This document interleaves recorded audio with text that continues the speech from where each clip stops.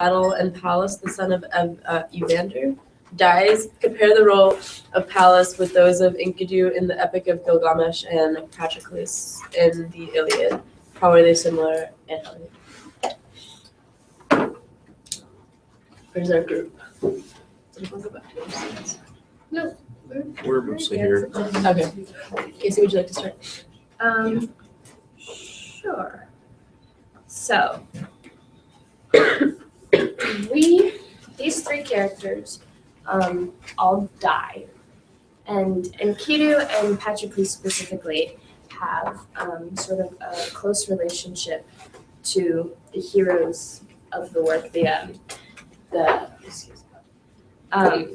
Sort of not the heroes of the work, certainly characters who experience large change, transformation through the work. And what I specifically, or what I noticed sort of about the three characters is their death doesn't just drive the other person to change, but specifically the person for Enkidu, Gilgamesh, Pallas, Aeneas, and Patroclus, Achilles feels the need to confront the person who they feel took this person away.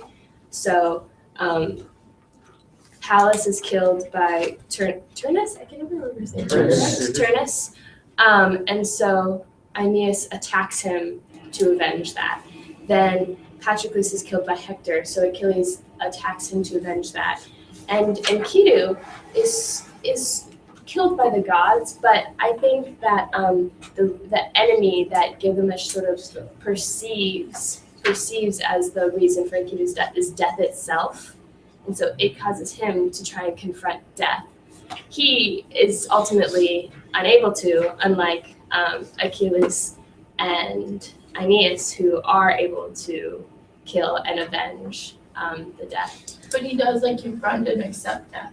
True, yeah. So he confronts it, he just can't defeat it, Can't but he defeat it. accepts it, and Achilles also has to accept his fate. Yeah. And so does Aeneas. Yeah, they're all sort of pushed to accept their fate because of this death. Yeah. So that's one of the big things. Kind of going along with that, I just kind of noticed that in all three cases, the death of the protagonist's friend or confidant or companion kind of brings about the best characteristics of that person. So when Pallas dies, Aeneas, well, that's I'm going to retract that statement.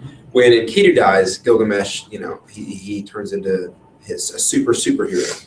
He becomes this ultra man, and then the same thing with Achilles when Patroclus dies. Thank you. It kind of forces, a final stage or an evolution or something of the character. And then with these three characters, how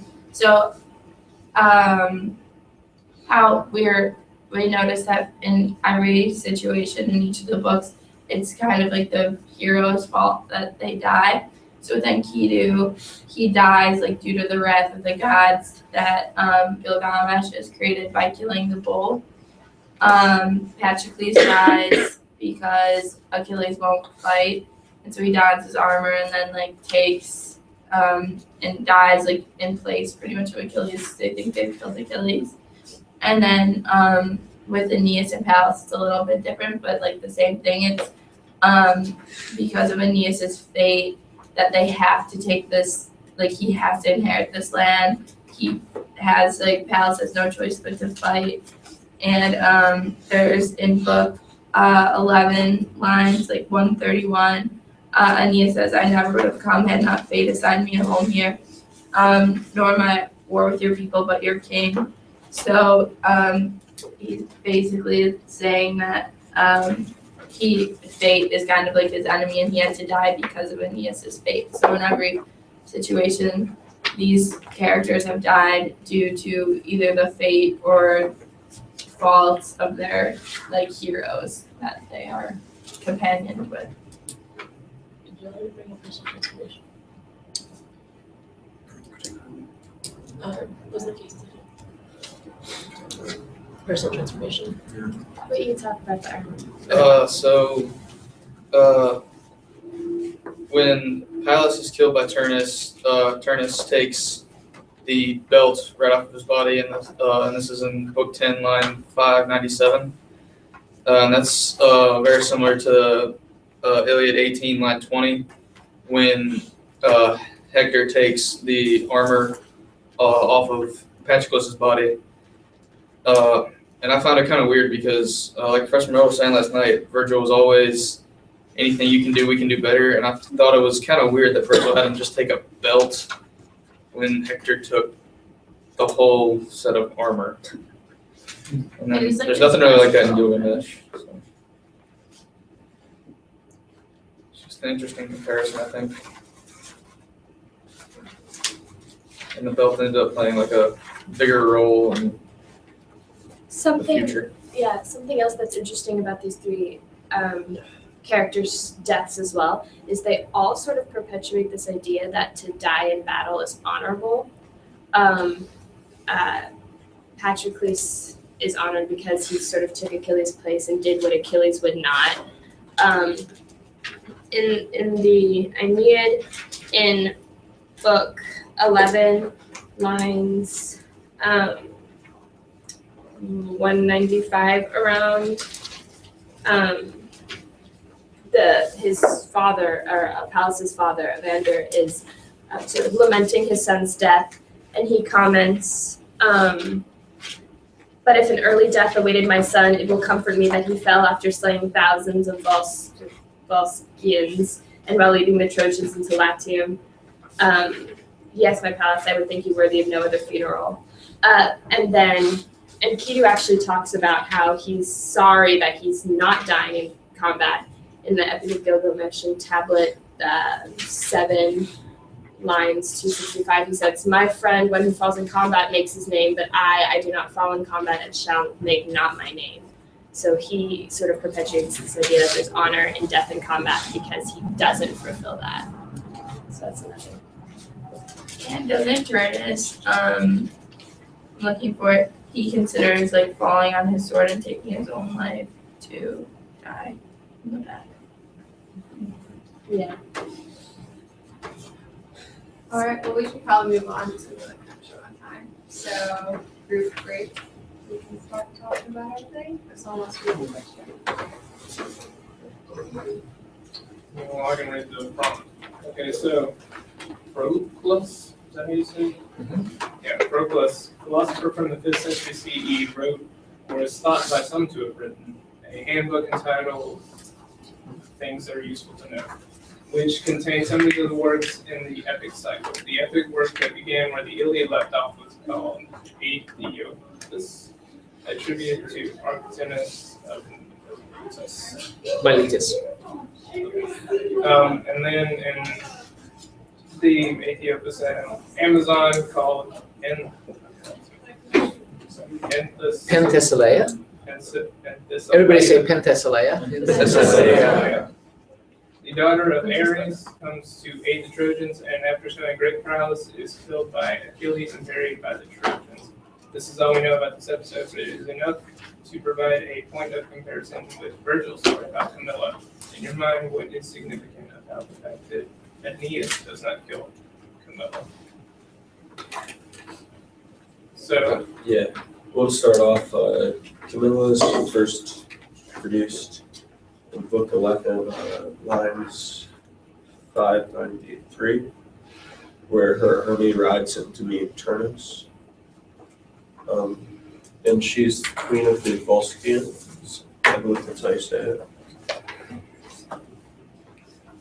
yeah, and then it goes into a little bit of background story about her being the daughter of King Metabus, and the story where Metabus was surrounded by enemies, and he attached his daughter Camilla to a spear and threw it across the river and prayed to Diana that she would keep Camilla safe. And then, well, obviously, she ends up doing that.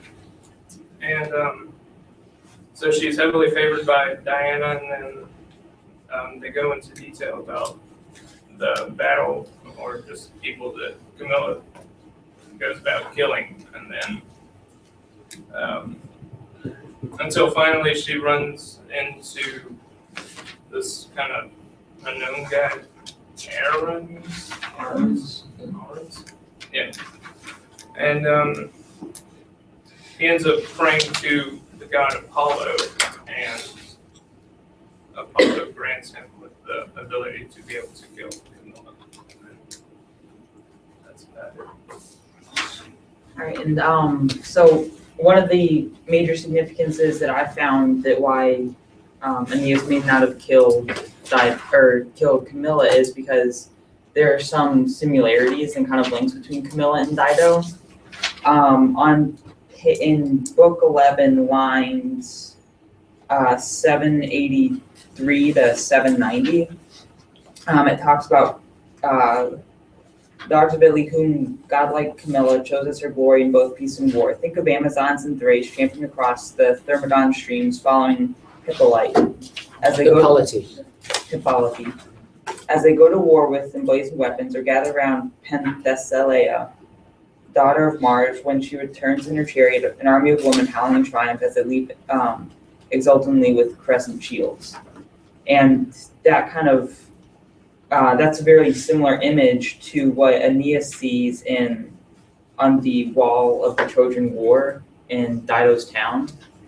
Now Aeneas recognizes himself in close combat with foremost Achaeans and sees the eastern ranks, dark Memnon's armor, and Penthesilea among her thousands of Amazons with their crescent shields burning with fury. She binds a golden belt below one naked breast, a warrior queen, daring to do this in battle.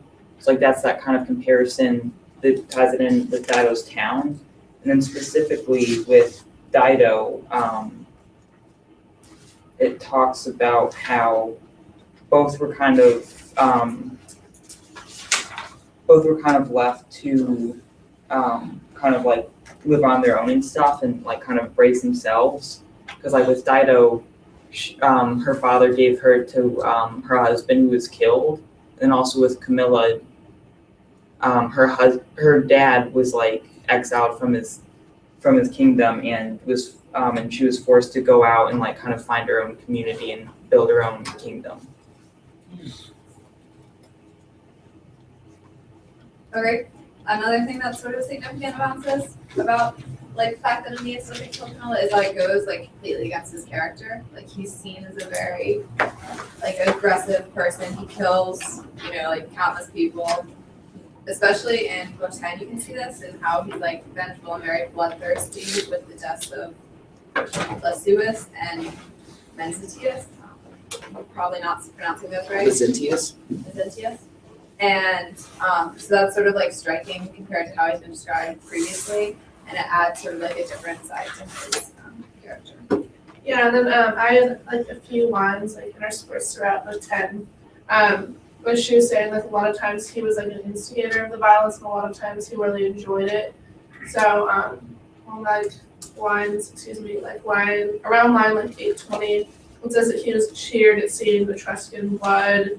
On the next page, it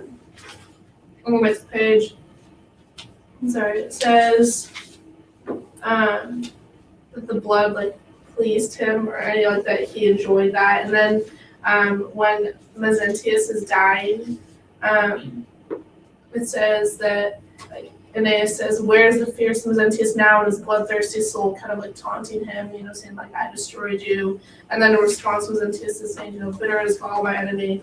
Why pillory me and hold up death before me?" And so it's not just like killing; it's like it's also the fact that he like enjoys it, which is again like contrasting with in book 11 when there's Camilla, like there's no violence towards her whatsoever. And the only other thing is that Camilla is really unique because she is powerful and kind of respected among the Trojans, yes. And she kind of is the founder of her own town and her own kingdom, so she's really powerful in and of herself, and she's called like a warrior princess in book 11, line 718. That's kind of the first kind of reference that we see like that. She's fighting against the Trojans. Alright, group chair, do you guys wanna go ahead? Yeah. I'll read the thingy. When Aeneas has struck Turnus with a debilitating blow and is about to kill the Etruscan leader, he pauses. Why? The poem ends just after Aeneas has killed Turnus. Is this how you would have ended the epic?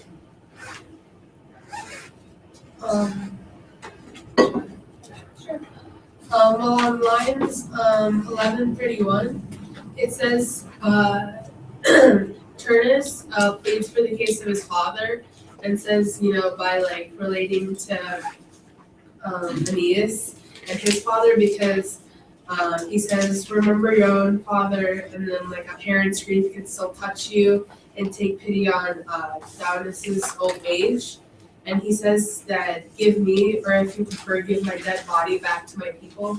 So Aeneas is touched by a parent's grief, and that's why he pauses. But then he sees Pallas's belt, and he's like, rah. Yeah, which is reminiscent of the Iliad, because when Achilles kills Hector for when he remembers how Hector killed Patroclus. Yeah, I think that's a similarity, and the Book of Orange has already talked about it. I think another reason why Aeneas paused is because on the line 1135 in the book 12, Turnus says, "Give my dead body back to my people." And in the book 11, when Turnus's people propose a 12-day truce to bury the dead on both sides, Aeneas agrees because he's been to the world of the dead and he's seen how people that were not buried, the souls that were not buried, have suffered, and therefore it shows his passionate side. It's another reason why he paused. So in answering the second question about how we think it should have ended, on page 336, it towards the top, Juno's talking, and it basically says that like eventually things will be happy and there'll be laws and treaties and everything. So like we know it's gonna end well, but even though it just kind of it just seems like the book just kind of ends. There's no ending. So I mean they allude to a happy ending. Yeah. In a conversation between Juno and Jupiter. And also Virgil, I think purposefully sort of suspends, keeps suspending, prolonging the fight between Turnus and Aeneas. First, when Turnus attacked the castle? No, not the castle. What do they call it? The camp? The camp, yeah, the Trojan camp. Aeneas was far away, and then Turnus leaped into the water and fled. Then the second time, he was taken away by Phantom that Juno created. The third time, he went to make the trap for Aeneas in the mountains, but then had to leave because his people were dying. And then after that, his sister takes him away in the chariot. And so finally, when Aeneas does kill Turnus, at that climax, the poem ends. I think it's also important to note, as you said yesterday, Professor Morel, Virgil, towards the end of the Aeneid, he started to, I guess, get tired of it. And I guess he was kind of sick of it. So that also kind of explains like how the ending is kind of not necessarily abrupt, but it almost feels kind of like there should be a little bit more. And so, because as you said, Virgil wanted to destroy his work, but they didn't. I personally don't like the way it ends, because I think if he's trying to glorify Rome, like ending it like this sounds like Rome is just really like acts just on passions and is mean and bloodthirsty, which maybe they're into, but I would have ended it like, and then everything was glorious and shiny.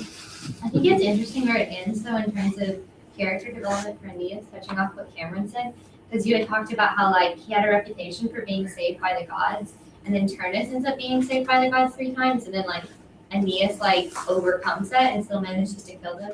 Excuse me. I feel like that's kind of like significant in and of itself that he's like able to just like obviously he's had like a lot of divine intervention getting to this part, but he overcomes like Juno trying to protect Turnus over and over again and kind of like overcomes that reputation of being saved by the gods to like just like definitively like kill Turnus and like do something, I guess, is what I'm trying to say.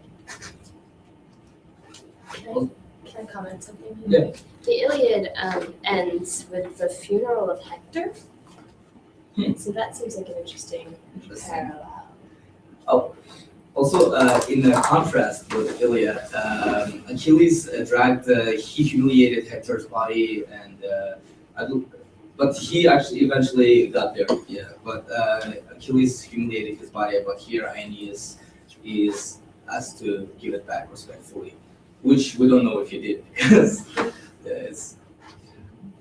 Also from the plenary session with Professor Satterfield, she said like that this was really written for Augustus, and so like with Augustus, like he defeats like Lepidus and Mark Antony, I think, and then it's like done like that was his accomplishments. And I think that parallels his accomplishments more than like adding like inheriting Rome, because Rome was already there with Augustus.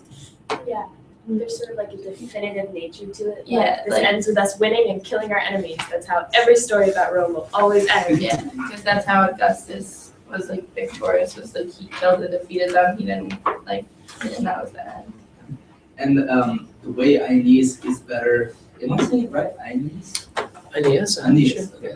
The way Aeneas is better than Achilles is that Achilles is always portrayed in the extremes. He's like extremely rageful, extremely powerful, and Aeneas also is portrayed in the extremes, but in a wider range, because he's not only extreme in rage and strength, but he's also extreme in his passion. And I think that the pause was supposed to indicate that, as a lot of times it was shown in the book. For the last couple of minutes, can we go back to y'all's topic? Yeah, totally. Does anyone?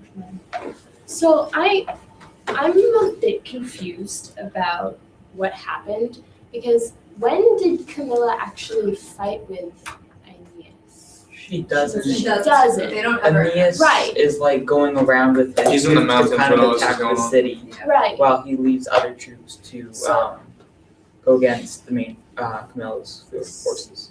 So, from what again are y'all drawing the conclusion that him not killing her is somehow indicative of his showing mercy?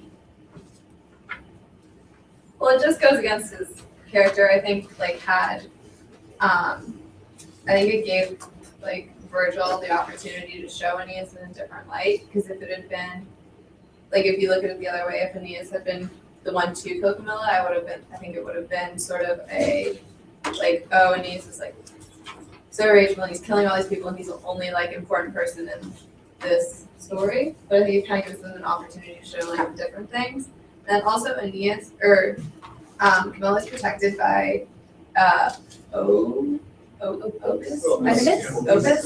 Okay, she's protected by Opus. So if Aeneas had been the one to kill Opus or kill Camilla, Opus would have killed him. So he would have died, and then that would have ended that. Do you think he would succeed in killing Aeneas, since he was protected by Venus and Jupiter eventually? I don't know. I don't really know how it works when gods protect someone and then two protected people go against each other. So I don't know if there's a precedent for that. yeah, I think Opus was pretty angry. yeah, I think another significance to the fact that it was not Aeneas who ultimately confronted her and killed her was almost to show her strength, how formidable of an opponent she was, because we can't kill our main character, so we can't let him fight this person. So that's kind of cool. maybe that's part of the significance. It shows how strong she was. Does anyone have any other questions about anything any of the group said, or anything they want to add?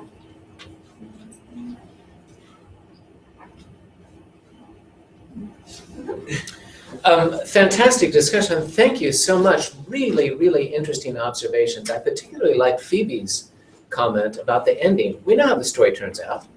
We've been told that all through, and so it's sort of like, why not end it there? But I think Hope's observation is also really interesting. That it does seem abrupt, and maybe Lovisa, as you say, Virgil was thinking, well, maybe I should do something else. So I think that's I really appreciated those ideas. Let me toss out just one idea for you to think about, and that is that this comes back to Camilla, that the confrontation between Penthesilea and Achilles, we don't have it. That's all we have in the literary tradition. But we know from other, sources, base paintings and so on, that this was one of the great, this was a great, incredible passion that these two great warriors are sort of smitten at this moment that you saw on the base painting. Can you go back this? You can't see it very well, but these two, in this moment, I mean, this is an amazing moment. In this moment, their eyes, it's like love and death at exactly the same moment, okay? As Achilles kills Penthesilea, there is this incredible moment of attraction as well. So it's kind of this, it's both a love affair and one a great battle, all right? And let me just ask you, who has Aeneas killed? Who is the great passion that Aeneas has killed? So we do have, Virgil has written into this, the great passion, and Aeneas ultimately being the cause of her death, but not on the battlefield, as you point out. That's not what Romans do, but indirectly, through her taking her own life. What's that? So like Cleopatra. Sort of like Cleopatra, right? Sort of indirectly, causing the death of someone. Okay. Much more Roman. Thank you so much. So that